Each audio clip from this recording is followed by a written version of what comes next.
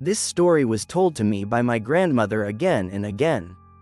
Everyone in our family knew it, and it happened in her hometown, in a state in the middle of the country, just past the middle of the last century. The Berlanga family was one of the most established in the area, the richest in town. People said they had businesses in the big cities of the country. But for some reason, they kept living in town, in a huge farm, so huge that from the entrance you had to travel several kilometers just to reach it. Money gave them power. They controlled everything, even though they never officially involved themselves in politics. And in the town there were always strange disappearances. First, it was men. Every so often, one would vanish. It was always rumored they had gone north to work. But then boys began to disappear, always without warning. After a while, girls vanished too. Then children. Then entire families. People began to live in fear. The stories of witches and nighttime horrors were whispered among the old women, dressed up as if that explained it all, but none of it was the truth. Once upon a time, a peasant set out with a load of chilies for a big city, they said Guadalajara. A few kilometers from the Berlanga hacienda, a 12-year-old girl ran across the road begging for help. She was covered in wounds and bites, deep bite marks, some small and some large, as if human teeth had been used on her. When they cleaned her, they touched her shoulder and she screamed in pain. They realized that something horrible had been torn out of her, a large piece of meat, deep from her shoulder, leaving a mark like a huge, disgusting mouth with crooked teeth. They hurried her along. The girl kept repeating that they shouldn't flee and that they shouldn't go to town for any reason, because the police wouldn't help them.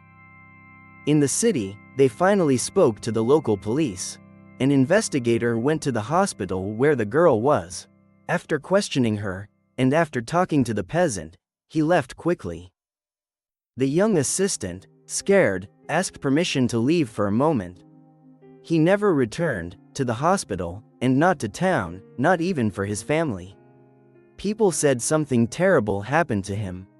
But the truth is that the next day, the investigator came back to the hospital.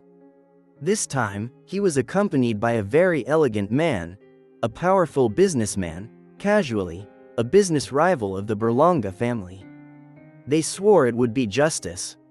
The Berlanga family was protected by the town police, even by state authorities. But that mysterious businessman was stronger. It is said he even spoke directly with Miguel Lehman himself a few weeks after he took office as president. Hundreds of policemen arrived in the town. They entered powerfully, heavily armed, and went straight to the Berlanga hacienda.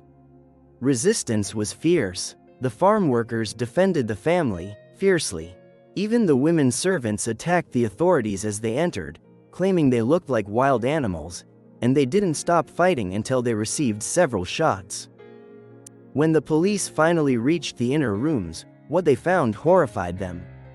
The news spread through the newspapers for days, hundreds, literally hundreds of bodies in the middle of eating. Elders, men, women, children. Children too young to even walk properly had been devoured. And years earlier, the family had apparently decided to take their power to the limit. Not satisfied with exploiting people in town and becoming rich off everyone, they began to take pleasure in testing them, devouring them, holding monstrous rituals where they ate living victims little by little while another group of victims watched in terror, waiting for their turn. The girl who managed to escape had been captured with her sister. When it was time for her sister's turn, both fought with everything they had to save themselves. The older sister, around 14 years old, attacked Miguelito, the youngest of the Berlanga family, furiously. When he bit his sister like a beast, she managed to tear one of his eyes out. Amid the child's screams of pain, she escaped. But the punishment for the other sister was the cruelest death, carried out by Miguelito and the rest of the Berlanga family.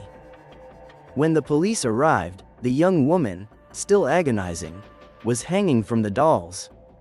The family had eaten her little by little for 2 days, devouring her from her feet upward.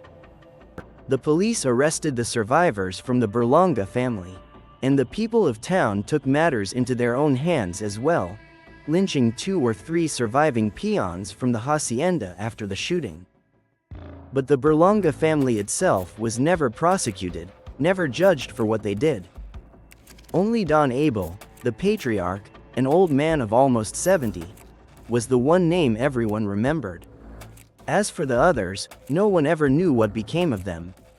My grandmother insisted that decades later, in the 1990s, when he returned to town, the children claimed that among the ruins of the hacienda, sometimes they saw a man walking with a patch over his eye.